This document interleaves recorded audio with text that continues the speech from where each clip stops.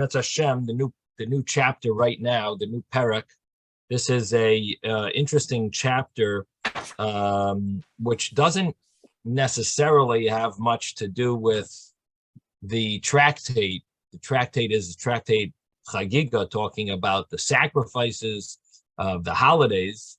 And interestingly enough, the discussion of this chapter is really about delving into certain areas of the Torah that are meant for maybe only unique individuals that are able to handle this knowledge, and they'll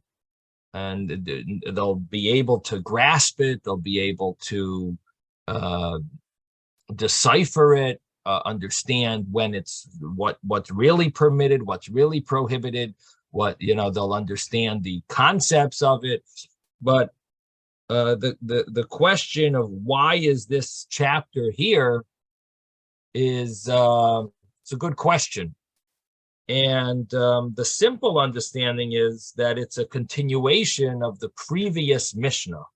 The previous Mishnah had mentioned about arayos, that there are certain laws of relationships that it does not say explicitly in the Torah.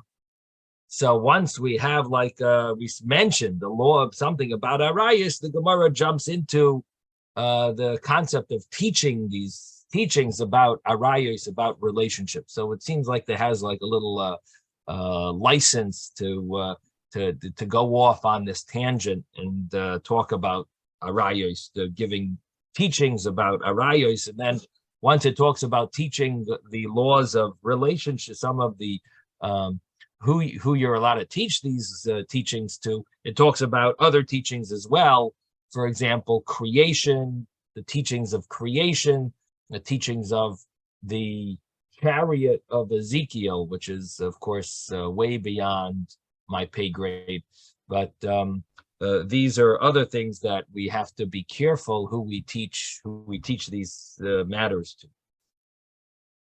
I will just mention that there is a saying, there is a teaching from Reb Tzadok HaKohen, that whenever you have Gemaras that don't seem to be connected to the tractate, he says there is something deeper intrinsically connected.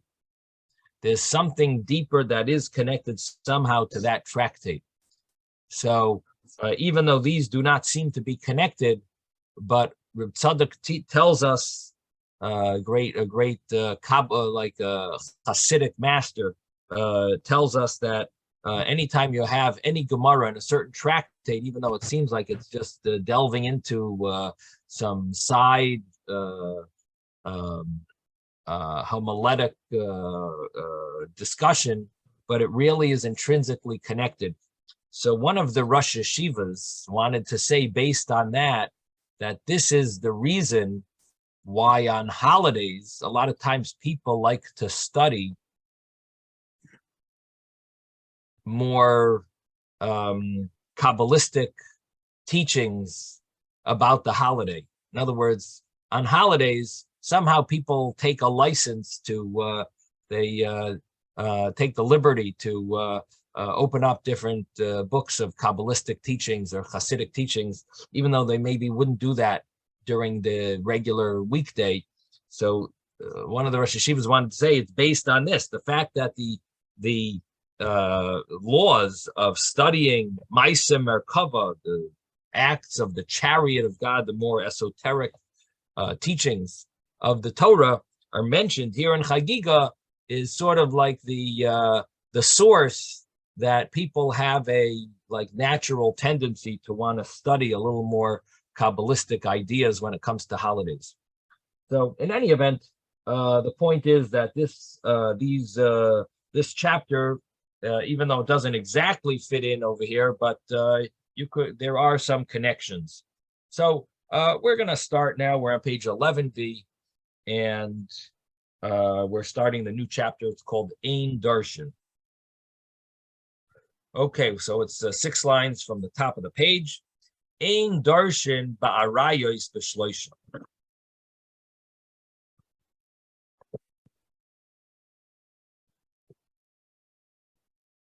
The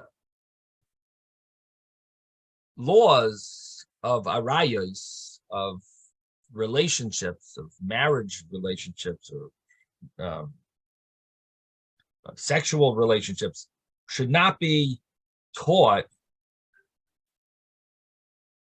bishleisha with when it's 3 people.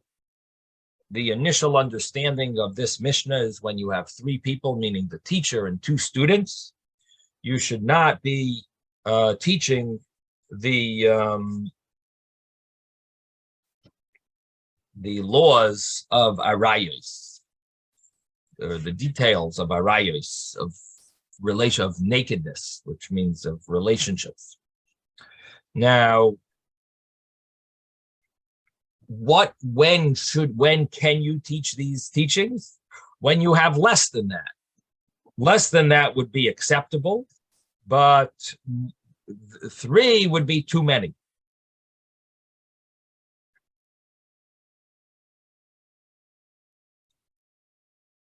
The Gemara will explain it a little differently, but this is the way the Gemara initially understands it.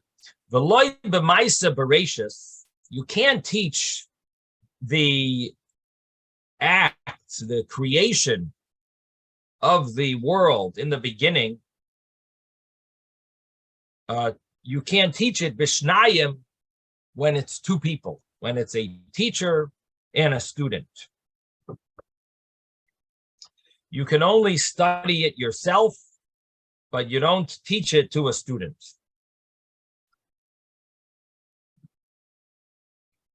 V'loi b'merkava b'yachid. And you can't study the teachings of the chariot, or the story of the chariot, which is like the spiritual makeup of God's, the spiritual meaning, the way Hashem exists. You can't teach that, or you can't study that biyachid, even alone. Ella imkain haya chacham. Only if he's wise, umevin midaita, and he'll understand on his own. They won't need someone to explain it to him. Only then would he be allowed to learn that area of Torah.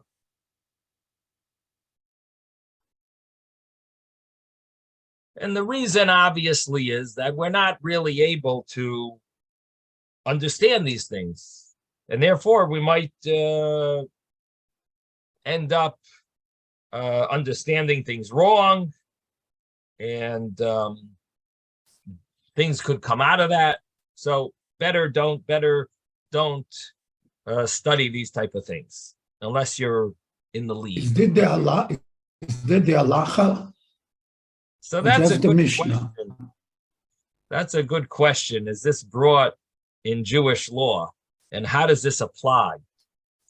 In fact, one of the commentaries asks an interesting question. He says, why are there so many books written about these subjects if people are going to end up reading those books? He says, how could you have such a thing, right? There's the numerous books written on all these subjects, the laws of, the creation of the world, the laws of arayos. You're going to have people studying it, and even Ma'aser Merkava. I mean, we have the book of Ezekiel. Ezekiel himself. What is the book of Ezekiel? It says it right there. So, so it deserves to be looked into how the commentaries deal with this. But first, we're going to have to go through the Gemara. We're going to see to how the Gemara implies the meaning of these statements, and then we can try to take it further to the actual practical halacha.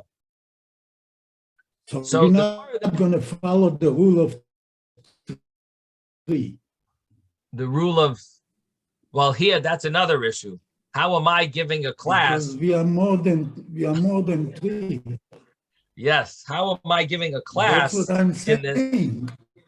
And thank you for being concerned about my religious activity. Observation, yes. Practice. How am I allowed to do this?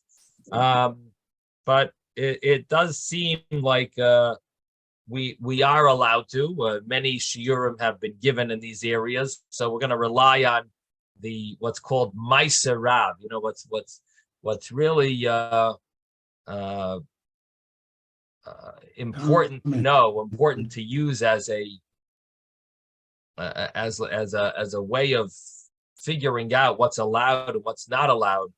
Of course, the Shulchan Aruch is a great book to follow, but more than the Shulchan Aruch, and this may surprise you, but more than the Shulchan Aruch is something called Maisa Rav. It's called when you have in practice, this is what everyone does. That actually overrides the Shulchan Aruch, because what it means is it doesn't really override the Shulchan Aruch. What it means is obviously there's another meaning to the law. If and you're obviously understanding the law wrong. If all the rabbis do a certain thing, obviously what they're doing is not wrong. So if Shulchan Aruch says one thing and everyone in the world does something different, we actually follow what everyone does, and we obviously have to be sure, we have to realize that we are obviously understanding the Shulchan Aruch wrong, or for some reason the later Rabbanim have come to a different conclusion based on earlier Rabbanim, earlier opinions, and so on. And then so Maisa Rav does play a role. So thank you, Ben, for bringing this up. How are we allowed to be studying this in a group? But the fact is that I'm not the first rabbi who's teaching this chapter, and so it obviously is permissible. And we'll see later in the Gemara and in the later discussions about what is allowed and what isn't. The Mishnah continues and says, Kol hamistakel bi'arba devarim. Anyone that gazes, which means delves into the understanding and thinking about, meditates on these four things, rasui loy, it is good for him. It would have been better for him. Or Rashi has a translation, rasui. It's a surprising word, actually, this word rasui. A lot of words the Mishnah could have used. Ratsui is preferred. Yeah, that's with a tzaddik. This word has a tough. Basically. Rasui. Rasui is not the word ratsui. Oh. It could have said ratsui, could have said ra'oi, could have said toiv. There's so many other words. It's interesting it uses this word that's so unusual. But in fact, there is another girsa, another text that does have the word ra'ui. But here it says rasui. So what does this word mean? So Rashi tells us that it means it would have been better, and he also says that the word rasui comes from a word rachmanus, merciful. That God would have been merciful had he not created rasui loy ki'ilu loy bala olam.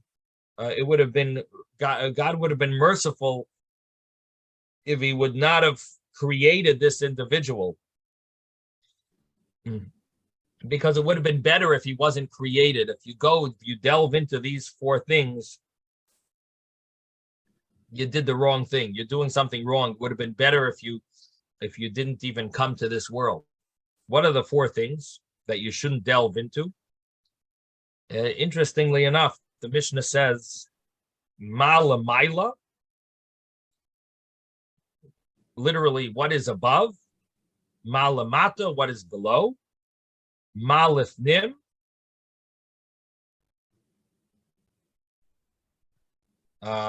what is in the front, Maliachar, and what is in the back. Now, Rashi translates these to mean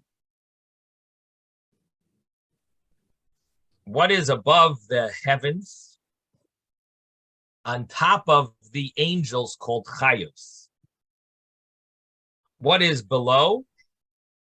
Here Rashi says what is below them, sounding like what's below those angels in the heavens. But Rashi later does translate it a little differently, that what's below the earth. Malifnim.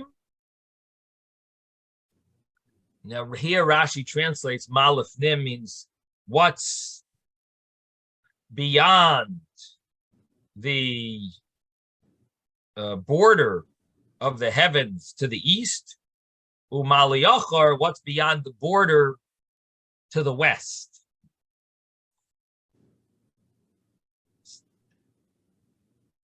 Now, commentaries are not so satisfied with Rashi's interpretation because it really is a concept of time, not a concept of space.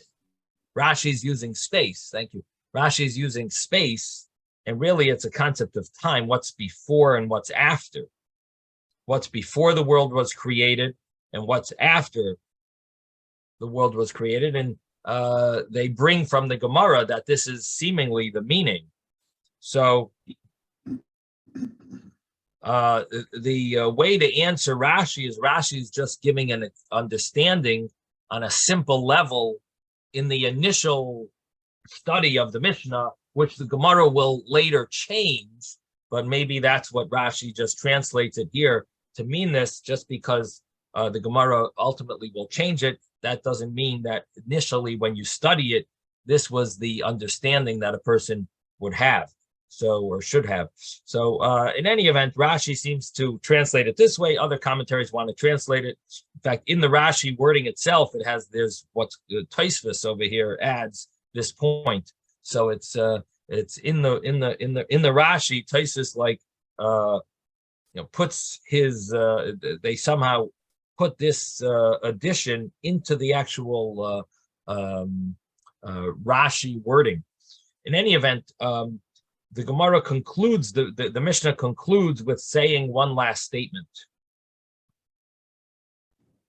V'kol shaloichos, whoever doesn't have mercy, al kavod kainai, on the honor of his creator, rasoi loy shaloi bali olam. It would have been better if he didn't come to the world. If you don't have mercy on your creator, it would have been better had you not come to the world. Of course, that also deserves understanding. What is that referring to? You don't have, in what sense did you not have kavod for your creator? But we'll wait for the Gemara to give us understanding. Now, the Gemara starts off with a question. The Gemara says, Amrit Bereisha, in the beginning of the Mishnah, the first part of the Mishnah, you said, V'loi b'merkava b'yachid. Person is not allowed to study the chariot of God, b'yachid, even if he's alone.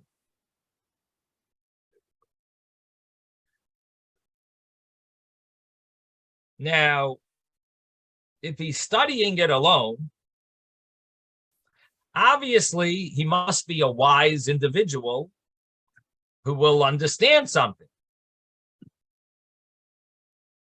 Otherwise, not really called studying, right? So it must be talking about if he doesn't have a teacher. So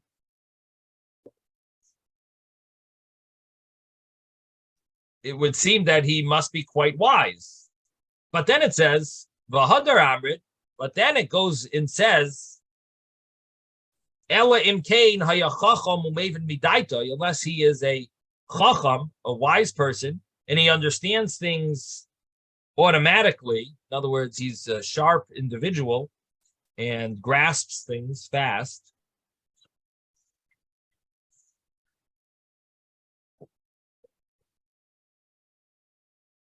Which sounds like an individual that can understand things, he would be allowed to study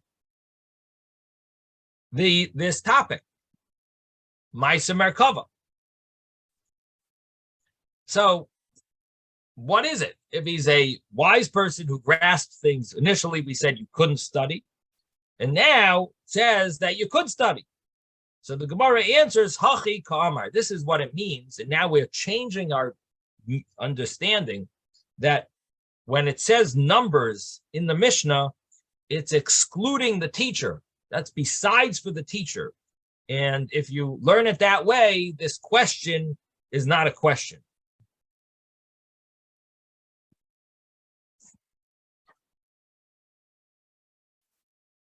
Yeah, but Rabbi, the following words mean that he understands by himself, not with a teacher. Okay. Mevin midato. Okay, so we're gonna try to from his translate. own knowledge. We're gonna try. Mind. Yeah, we're gonna try to translate that now according to this new understanding. So the Gemara says, what is the real meaning? Hachi Kamar, this is what it means to say. Ein darshan be'arayos lishloisha. It adds a lamed instead of a beis. It changes the letter beis to a lamed. And it says, we are not doresh in the laws of arayos 2-3 students. In other words, we're not talking about the teacher. We're talking about the students. And we're saying you don't teach 2 to 3. You don't teach to 3 people the laws of arayos, of relations, relationships. V'loi b'maisa bereshis l'shnayim.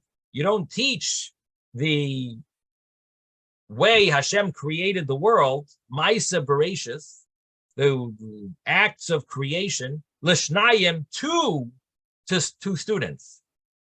You don't teach it to. In other words, it wasn't the initial reading of the Mishnah was with a letter beis, which meant included the teacher with the students in the number. But here it's saying, to how many people can you teach? You don't teach arayos to 3 students. You don't teach Maisa Bereshis, the creation, to 2 students. And again, the reason would be because we're afraid that if you teach it to 2 students, one of them will follow, the other one won't. V'loi b'merkava liyachid, don't even teach 1 student. The merkava, don't darshan the teachings of the chariot even to 1 student. Ela imkain haya chacham umeven midaitai, only if he is a wise individual, chacham, and he's someone who grasps on his own. In other words, he will grasp it fast, and he will be able to understand things. But if he's not that way, we are afraid that he will not understand it. And the way Rashi learns is that he's going to end up asking his teacher about certain parts that he doesn't understand. And it's not derech eretz, it's not appropriate towards heaven, to Hashem, that his teacher will explicitly talk about these matters.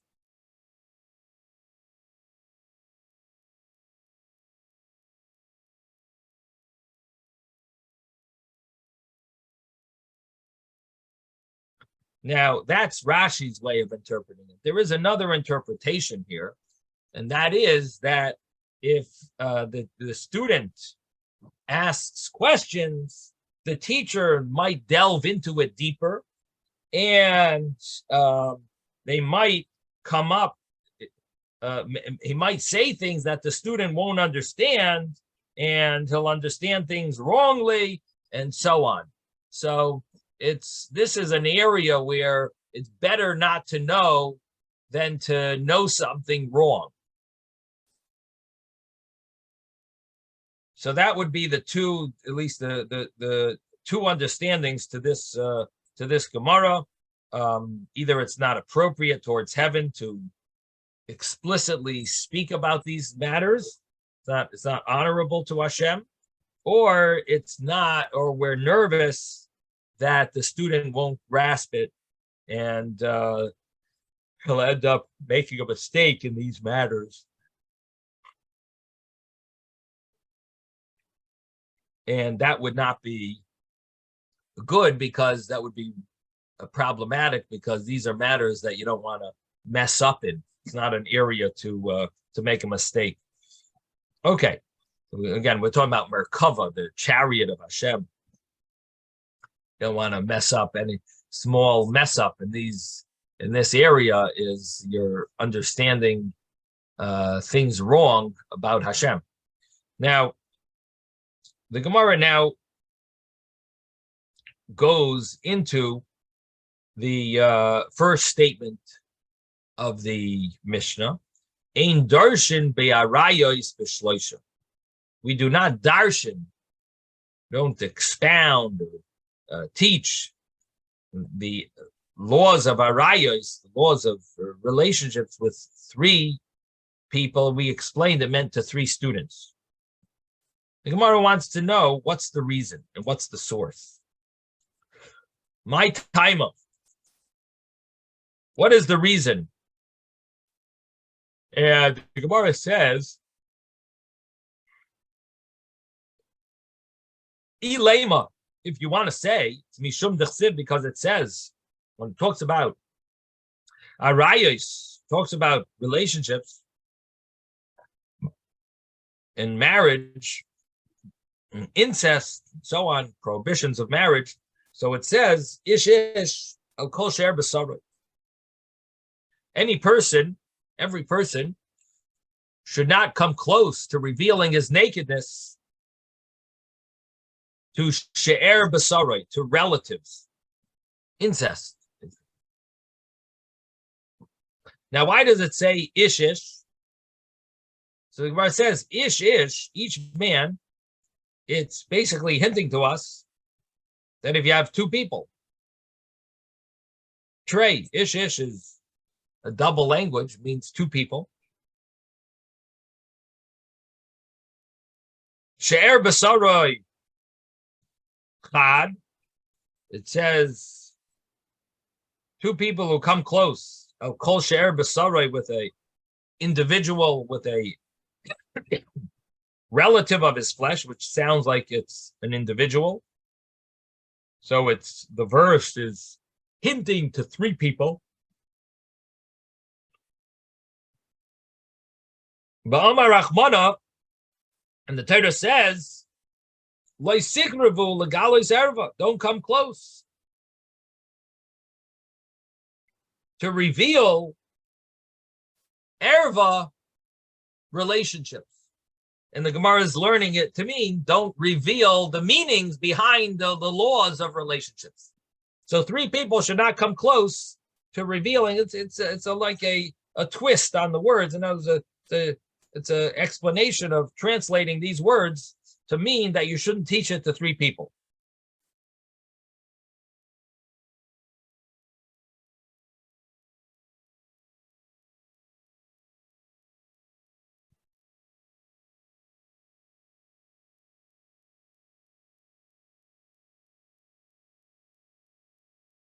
Now, the Gemara says, Elameyato, if you want to learn this way and use this as a source, there are a lot of other verses. There are other verses that also say ish ish, which normally we translate to mean every person. But if you're going to translate it to mean two, so Elameyato, if so, then Dechsiv, when it says ish ish tiyikalo lalikav, if a person curses God, and it says ish ish, it says a double language, ish. And then another verse, ish ish, asher yitin mizari l'maylach. Each person, or it says ish ish, which we're going to translate as two people, can't give, that gives from his son to idol worship, that they used to pass their son through a fire, and different opinions if the son was burned in the fire or he would just walk through the fire. In other words, pass over the fire. But either way, it's a type of sin, either part of a type of idol worship or similar to idol worship, but it's called Melech. And there also it says ish ish, which of course we translate to mean every person. But if our Gemara is going to say ish ish means two people, because it says ish ish, it says it twice, sounds like it's saying two people. Are you going to translate there also hachinami? This also, you're going to say that you can't teach these laws to two people?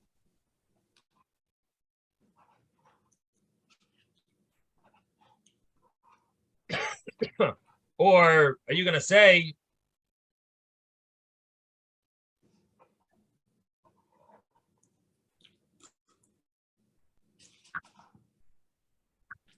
that these prohibitions are only prohibited if it's two people? The two ways of learning this Gemara.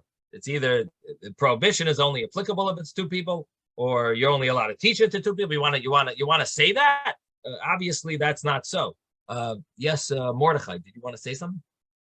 Oh, I thought your hand was up. Rebbe? Okay. Yes, Rebbe? Isaac. Well, I understand you can't teach any of this by Zoom, but what about a podcast? It's 1-to-1, really, because it's made to be heard by only one person at a time. And I'm reading here on the bottom of Art Scroll, they say the reason you can't teach it to two is so that one person should not think he understands it because he sees that the other one does. So that's going to lead him to error. That's why you can't even do two. You have to do it one-on-one. Mm-hmm. I think this is probably the best way to do it now. That's all. Podcast. I just want to know how I'm allowed to pass on Master Bereshis. That's all. Anyway, let's wait till we conclude this discussion. The truth is, later on in the parak, it will get back to Chagiga, but at least this section of it, we're gonna have to truck through it. No, this is great. This is great. See the any leniencies or so on.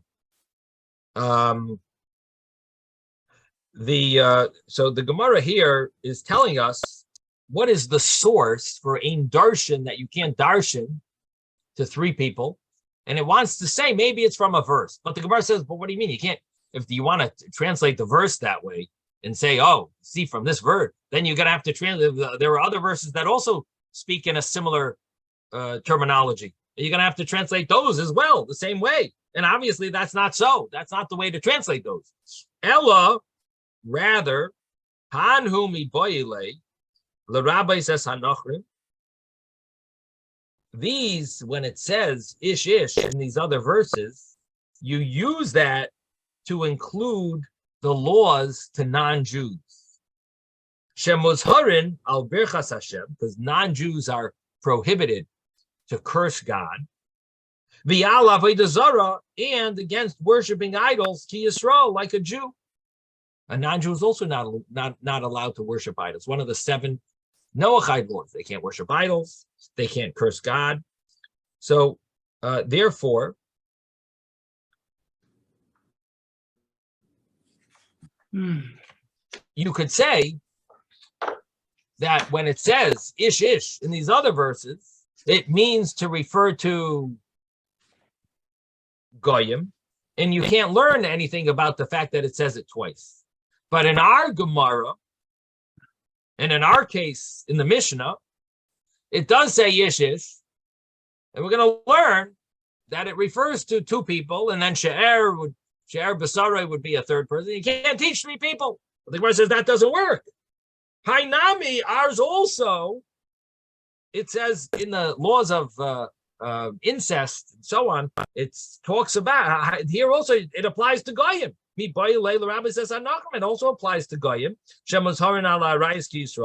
that they are prohibited to have relations with relatives and so on, it was just like a Jew, and therefore, or similar to a Jew, and therefore we would you would say that verse, the fact that it says ish would include goyim. So therefore, that cannot be the proof. That cannot be the source. Ella, rather, the prohibition of teaching arayos, teaching laws of incest to three people, midachsiv, because it says, ushmartem es mishmarti, guard my statutes. Shmartem es mishmarti, don't do any of these abominations. Ushmartem is a plural term, and you shall keep. You, I'm talking to many. It's a plural term in ushmartem because it doesn't say ushmarta. Ushmarta would be vishamarta, you should watch, you should keep. Ushmartem would be like atem, talking to a plural, to a group. You should keep, meaning all of you. And minimally, that would mean two people. So ushmartem es mishmarti, ushmartem trey. Ushmartem would include two people. And when it says also mishmarti, guard my guarding, that would be chad, that would be one more person. That would mean three people. And the Torah is saying, Amar Rachman, Amar Rachmana, Lebilti Astois Mechukos Hatoyebois. You shouldn't teach this about these abominations to these three people.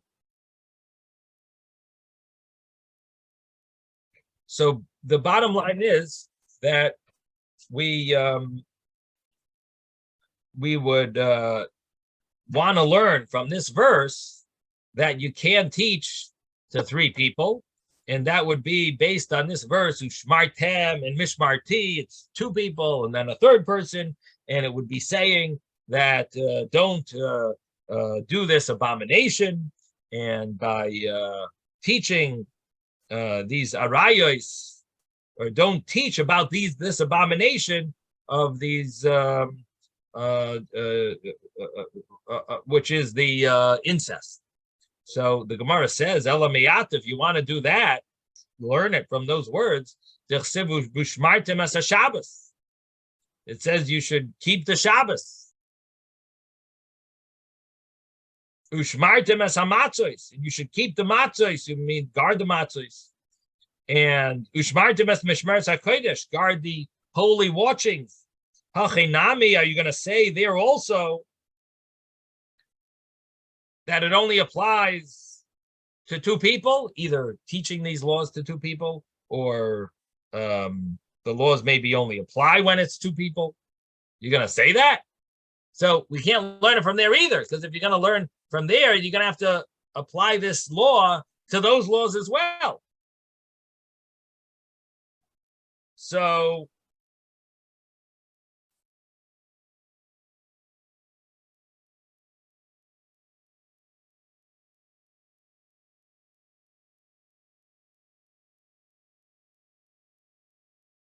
the Gemara says, Ella Amar Rav Ashi. Rather, Rav Ashi says, Ma ein darshan barayis b'shloisha. What does it mean? You don't darshan with regard to these laws of arayos, incest, and other forbidden relations. You don't darshan them b'shloisha to three people. That means ein darshan b'sisrei arayos b'shloisha. You don't darshan about the hidden things of arayos, of relationships to three people. And what it's referring to is things that are not clear in the Torah, but rather the rabbis learn them from different ways of deducing these laws. But the other laws, you would be allowed to teach to three people. And the meaning behind this, Rashi tells us that what we're talking about is what are the areas of incest that it doesn't say clearly. So Rashi tells us it means Bitoi meyanu sasai, something we just learned yesterday, that one's daughter that comes from a woman that the father raped, in other words, a person raped a woman, and he's not allowed to marry his daughter or have relations with his daughter. That it doesn't say explicitly in the Torah. Of course, a person can't have relations with his natural daughter through marriage. But, in other words, if he married a woman, can't have relations with his daughter. But what about if he didn't marry a woman? He just had relations with a woman. In that case, it doesn't say it in the Torah clearly that Bitoy Manu Sasa, his daughter is prohibited for him because the daughter of his raping is prohibited to him. Doesn't say it clearly, but it does have a basis, which we learned yesterday. What was the basis for it? It's a Gzeira Shava. It says a word in one of the sections of the Torah and a word in another section. Anyone remember which word it was? What was the Gzeira Shava that we learned? Bitoy Hena. Very good. Thank you. Hena. So we learned that Bitoy Manu Sasi. Now, the pasuk also doesn't tell us another thing. Doesn't tell us the law of a daughter born from a rape. It also doesn't tell us the law of a mother-in-law's mother. Aim Chamav. It doesn't tell us the law of a mother-in-law's mother or a father-in-law's mother, or Aim Chamoisai. The Gemara in Sanhedrin learns it out, but doesn't say it explicitly in the Torah. And therefore, the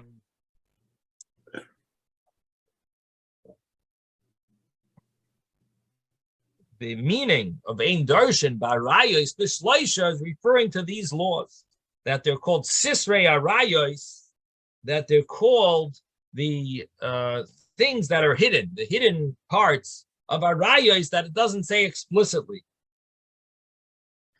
in the Torah.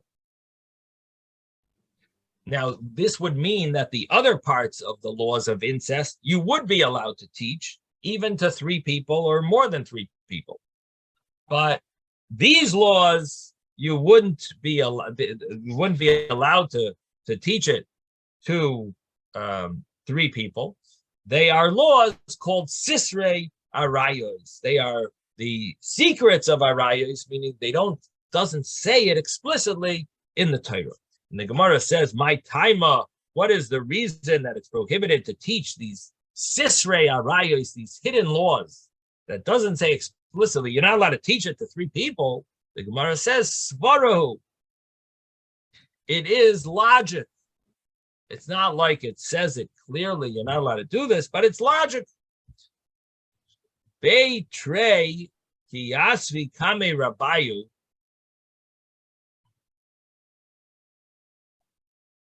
When you have 2 students sitting before their Rebbe, Rabayu is their Rebbe,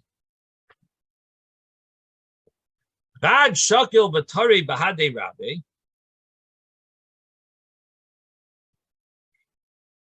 one of them is having a dialogue with his Rebbe and Halacha, V'idach Matzli Udnei L'Gemara. And the second one, listen. So let me just mute everyone 1 second. The other one listens. I'm sorry. One of them is having a dialogue. V'idach batzli udnei legemara, and the other one listens to what they're saying.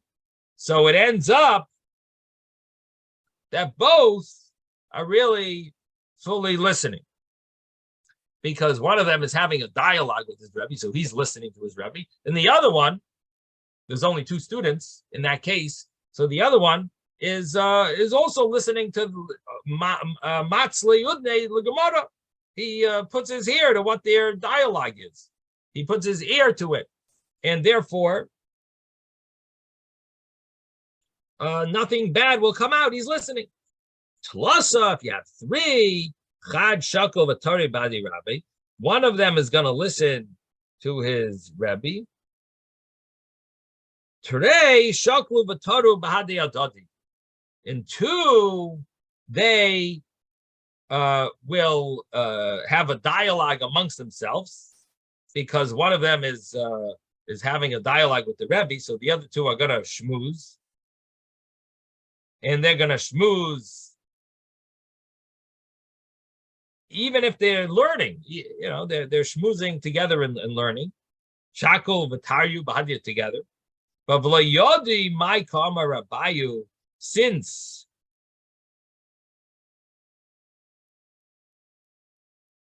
they are not listening to their Rebbe, they're not going to know what their Rebbe is saying.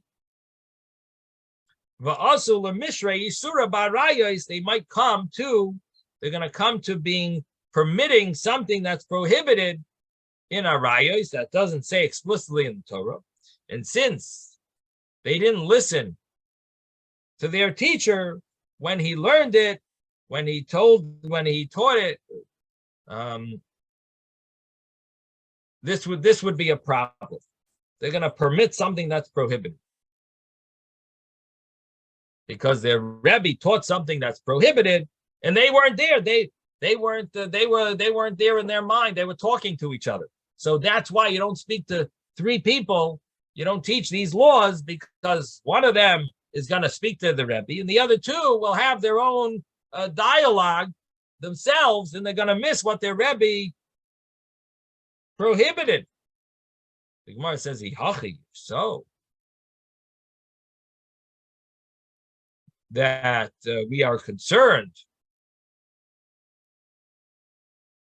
about this issue, Kol HaTorah Nami, the whole Torah also, we should be worried to teach three people. One of them is going to, have a dialogue with his Rebbe. The other two might have their own discussion. So the Gemara answers, Arayos Shani, that relationships are different. The Amar Mar, because Master said, Gezel ve'arayos, stealing and forbidden relations, is nafshoy mechamdasan, person's soul desires them. Now, what this means is that these areas a person would like to say is permitted. So if he's not listening to his Rebbe, he'll have reason to permit it because he has a big lust for it. Especially because it's not written explicitly in the Torah. And therefore, you're not allowed to darshan in these areas only to two people, because if one will talk to the Rebbe, at least the other one will listen. But if you do it to three people, one will talk to the Rebbe, and the other two, if you do it with three people, if you it's something that people have a lust for, so they're not gonna hear their Rebbe. They're gonna say, it doesn't say it explicitly, it must be permitted, and so that's a major problem, and therefore a rayos he can't teach the three people. The Gemara asks, "Zihachi, if so, gezel nami." We shouldn't talk about gezel, because gezel, stealing, is similar to arayos. Arayos, of course, is relationships, having sexual relationships, which is a lust of people. But gezel is also something that people have a desire for. And therefore, we should not be able to teach gezel either to three people, because the laws of gezel, the laws of stealing, robbing, will automatically, if you have three people, the other two will find some leniency. because they desire it. The Gemara answers that a raya is bein b'fanav v'bein shaloi b'fanav. A raya is whether it's in front of him, whether it's not in front of him. Nafish Yitzrei, his desire is very great. So even though it's not in front of him, we're afraid his Yetzirah will move him, and it'll convince him to sin.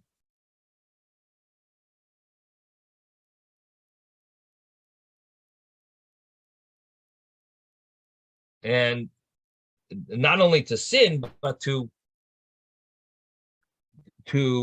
claim that this is permissible. Gezel b'fanav nafish yitzrei. Gezel is in front. It's in front of him. He has a desire for it. Shaloi b'fanav nafish yitzrei.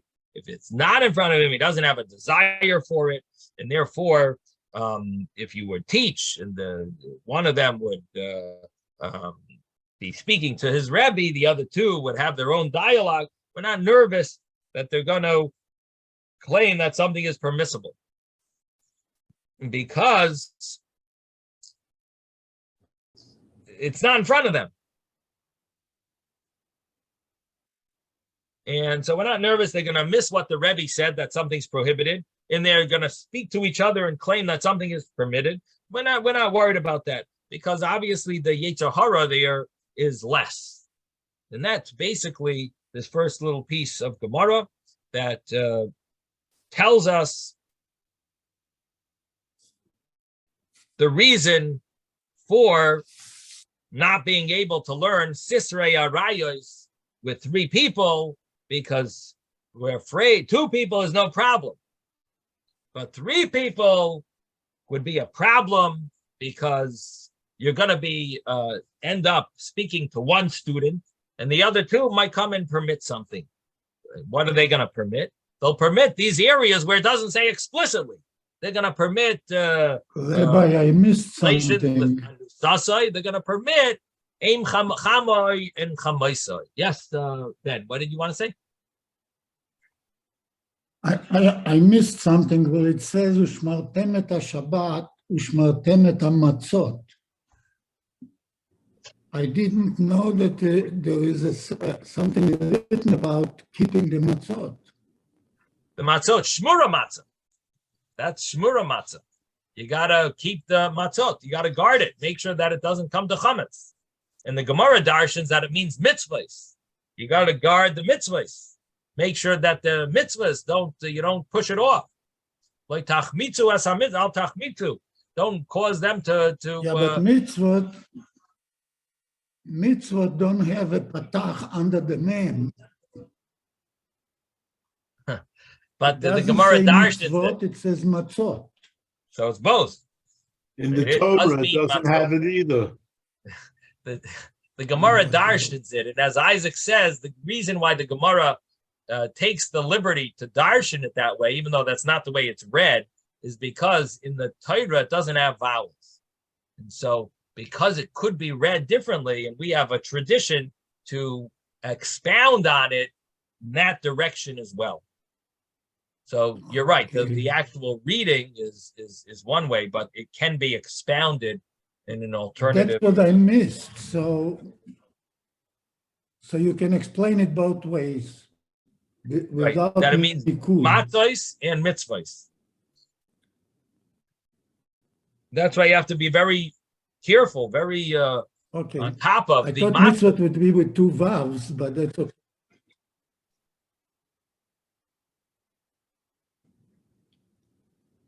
So the other vav is a vav that sometimes falls. But the matzah shmura, that's not from